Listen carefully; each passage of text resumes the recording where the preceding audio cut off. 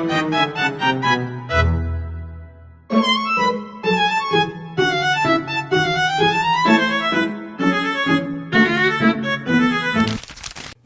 is Dylan. Our second member is Zahra. Next is Kemal. And this is Rania. The last one is Sabrina. PT Siantar Top Tbk adalah salah satu perusahaan makanan ringan terkemuka di Indonesia yang bergerak di bidang industri manufaktur, snack, biskuit, dan mie instan.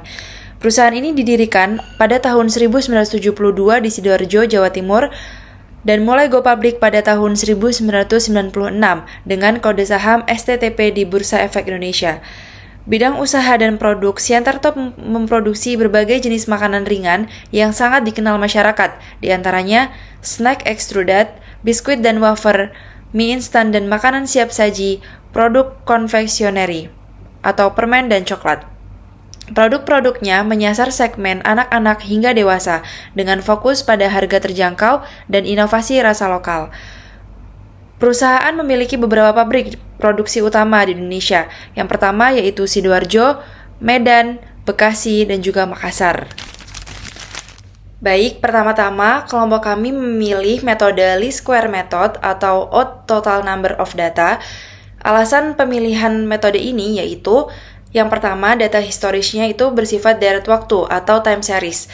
Hanya terdiri dari 5 tahun dari tahun 2020 hingga tahun 2024, sehingga cocok menggunakan metode least square versi ganjil atau odd total number of data, di mana nilai tengah X sama dengan 0 berada di tahun ketiga.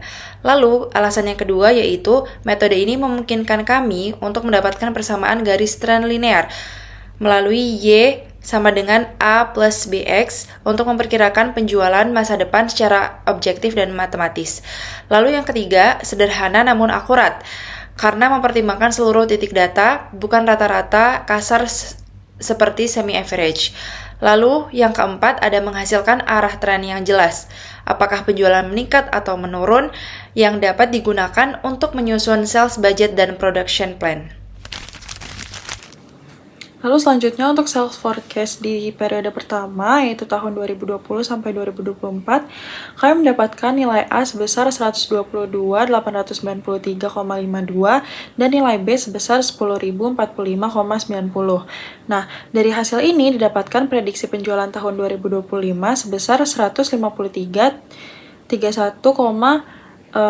ton, yang artinya penjualan perusahaan diperkirakan akan naik sekitar 10.000 ton per tahunnya. Nah, kenaikan ini menunjukkan bahwa kinerja penjualan masih positif dan perusahaan mampu menjaga pertumbuhan yang stabil. Untuk periode keduanya, yaitu tahun 2021 sampai 2025, nilai A-nya itu berubah menjadi 133.426,64 dan nilai B-nya itu menjadi 9.314,84. Nah, dari hasil perhitungan tersebut didapatkan prediksi tahun 2026 sebesar 161.371,17 ton yang kalau kita lihat nilai B-nya itu sedikit turun dari periode sebelumnya. Hal ini tuh menunjukkan laju pertumbuhan itu masih positif tetapi mulai melambat dibandingkan tahun-tahun yang awal. Kemudian di periode ketiga yaitu tahun 2022 sampai 2026 yang kami dapat itu nilai A sebesar 242.713,00 dan nilai B-nya 4.985,20. Nah, dari nilai tersebut hasil prediksi penjualan tahun 2027 itu sebesar 257.668,60 ton. Nah, dari sini terlihat bahwa pertumbuhannya itu masih ada tetapi melambat dibandingkan periode sebelumnya. Nah, hal ini tuh bisa disebabkan oleh pasar yang mulai jenuh atau meningkatnya persaingan di industri makanan ringan.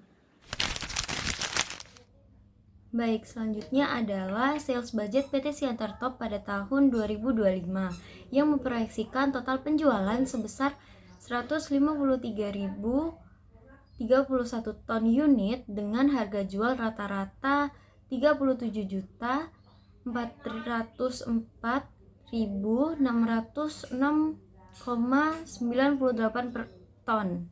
Penjualan dibagi menjadi 4 kuartal berdasarkan produk-produk yang utama, contohnya seperti mie, lalu ada crackers, ada biskuit, wafer, dan juga ada tepung juga. Nah, distribusi penjualan menunjukkan bahwa crackers memiliki kontribusi terbesar, yakni sebesar 36,87% atau 56.423 ton. Lalu diikuti oleh mie, yakni sebesar 33,37% atau sekitar 51.067 ton. Kemudian biskuit dan wafer sebesar 23,54% atau 36.024 ton. Dan yang terakhir adalah tepung, yakni sebesar 6,22% atau sekitar 9.519 ton. Nah, secara total proyeksi pendapatan perusahaan untuk tahun 2025 sekitar 5,37 triliun dengan peningkatan yang stabil di setiap kuartal.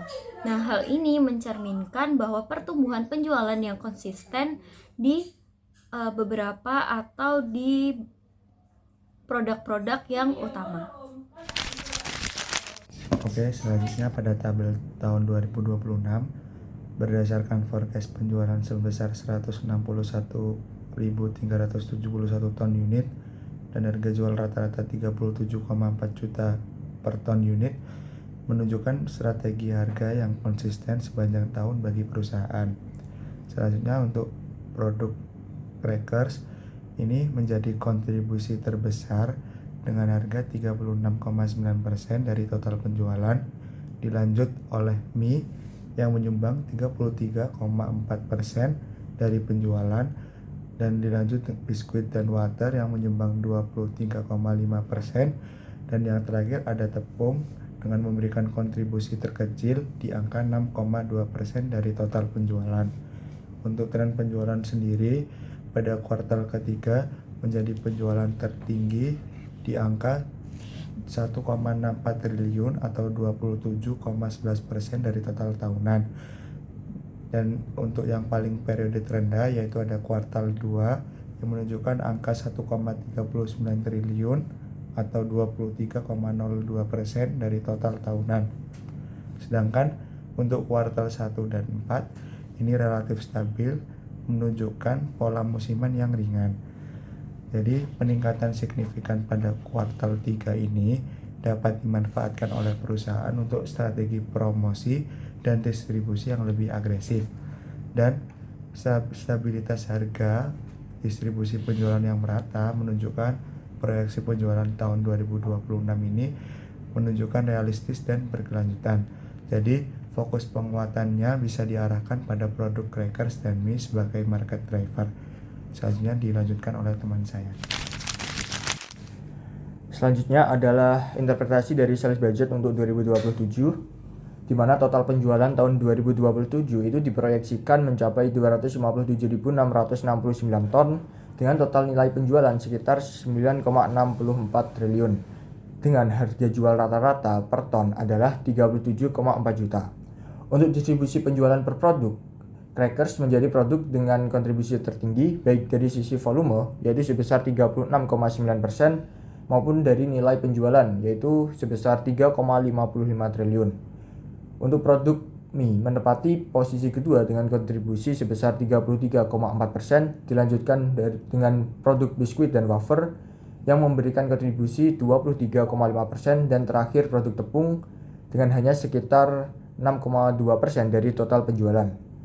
Untuk distribusi penjualan per kuartal 3 itu menjadi periode dengan penjualan tertinggi yaitu sebesar 27,11%.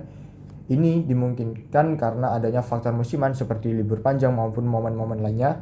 Lalu kuartal 2 menjadi periode penjualan paling rendah yaitu hanya sebesar 23,2% dari total tahunan. Lalu untuk distribusi antar kuartal itu relatif seimbang. Ini menunjukkan stabilitas penjualan sepanjang tahun.